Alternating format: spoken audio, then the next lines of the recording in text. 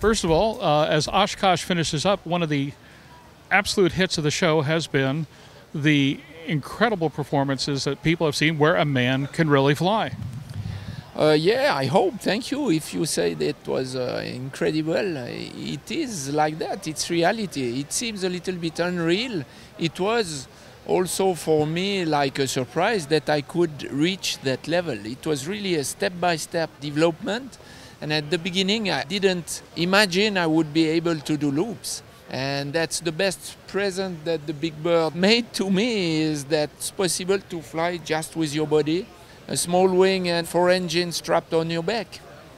As I understand, most of your motive control at this point is simple manipulation of your body. Is there any specific control system for the power plants? Tell me a little bit more about how you fly yourself. Basically, as a skydiver, that's tracking position. The wing gives me the lift. To get that lift speed, I have 4 engines. I have only one throttle for the 4 engines. That's a small roll here that is strapped to these 2 fingers. I can regulate all 4 engines together from idle, and with 2 moves like that, with the spool up of about 8-10 seconds, I reach full thrust. That's why when I am in formation, I keep the position left-right with my body, up-down with my body, and forward or backward just with the throttle. Walk me through the development process, the early flights, the early experiments, to the point where you are right now. It has to have been an absolutely arduous development process. Yeah, it's a long story, 18 years. The first thing was tracking, great, but it doesn't go really fast forward. And that was the time of sky surfing. The idea was, with something, a big surf, so you will have even a better surface than just your body, and you go forward. So a snowboard is not adapted to the waves in Hawaii. You need a floater, fins, something adapted to water. So what was adapted to air? Wings. So I did first surf wings up to 6 feet span on my feet, because it was safe. We had really safety bindings that you could release in case of centrifugation or bad situation. So it was really safe to test these kind of things. So it did work to a certain amount of performance, but it was also not logical to stand on the wing. Birds don't fly standing on their wings. So I did change and first develop a harness that I could release, and thereafter try anything possible, different shape, different profiles, different forms of wings. And then now, this day, motorize it, and this day I fly loops.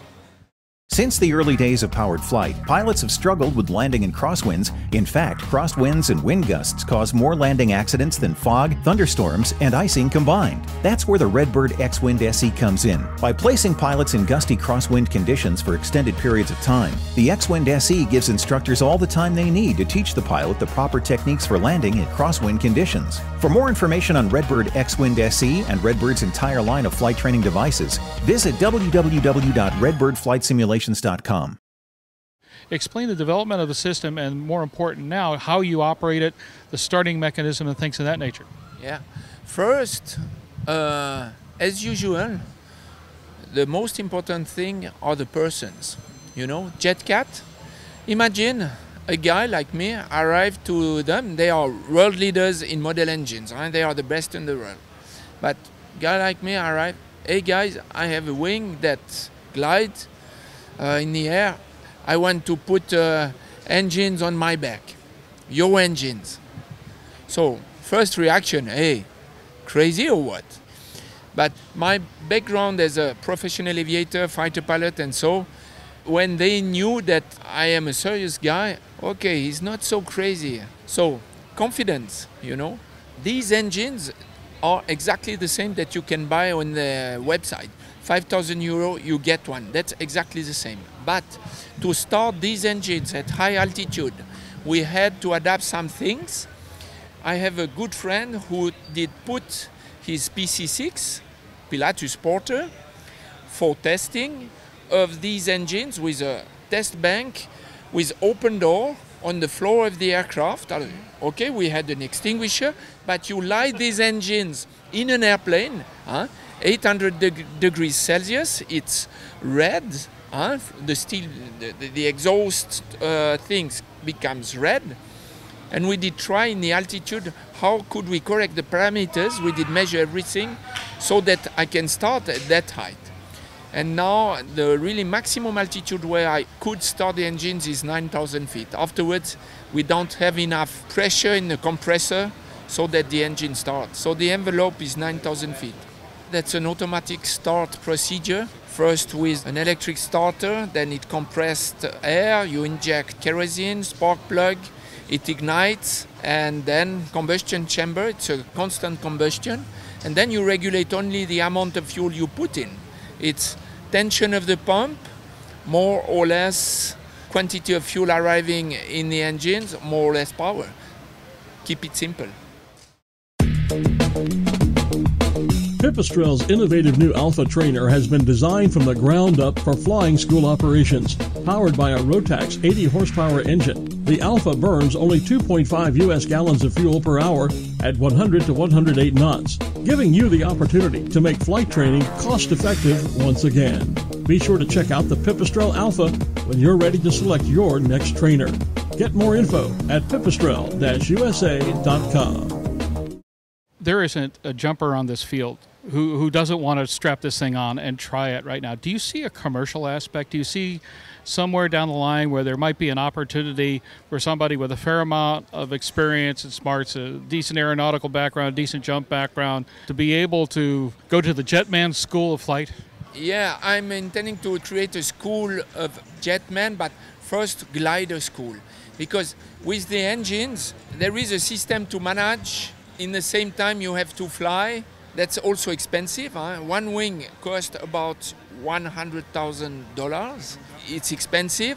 You take one airplane for you instead of 10, so it's 10 times more expensive than a normal skydiver. That's like a jet ski of the air. It's more for fun. It's not to go to your office in the morning.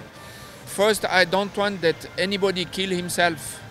I hope that I will be able to open a school. I don't know where yet, but I have already some wings in production, the glider version, so that we will be able to have students. I have a first student that has 30 flights with my inflatable wings, 30 with my actual wings in gliding without engines, and he did 1 month ago the first motorized flight. That's Vincent Reffer, 3 times world champion in free fly. He's 28 years old, 13,000 jumps. The next step is really to have 2-3 jetmen, and we do like aerobatic squadron jetman. Because you are so precise that you can do formation, that's really the next step. Go with friends in the air. But to commercialize, it's a little bit heavy because it's not only turn the key, you are the fuselage. You have to train this fuselage to instruct that, and so it takes time and personal investment. Perhaps in the future, but first step, I think we will do like an aerobatic jetman team. What was that first moment stepping out, getting stable, looking down, and seeing everything like this, Oshkosh, around you? It's really impressive, and I was also a little bit under pressure because people has expectations. And on the videos, when I go in formation with a helicopter and you see me like that on cameras and so, I thought, okay, I do my best. And I hope that the people will appreciate that because I'm really a little mosquito in an air show like that.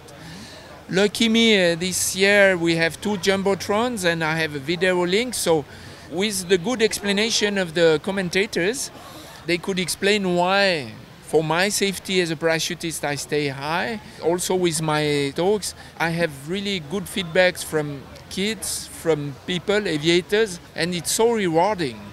It's such a good energy here because these guys are exactly like me. In the garage, trying things, you know, we are similar. And if I can inspire these young kids as I was inspired by the aerobatics team of Swiss Air Force, it's very gratifying. And again, thank you AAA that they made it possible that I could come here. I can't thank you enough for being here. It was a joy to watch. It's been fun to listen to you. More important, it's obvious that for those of us who just love aviation to the core of our being, you're one of us, and it was great to watch you fly. Thank you.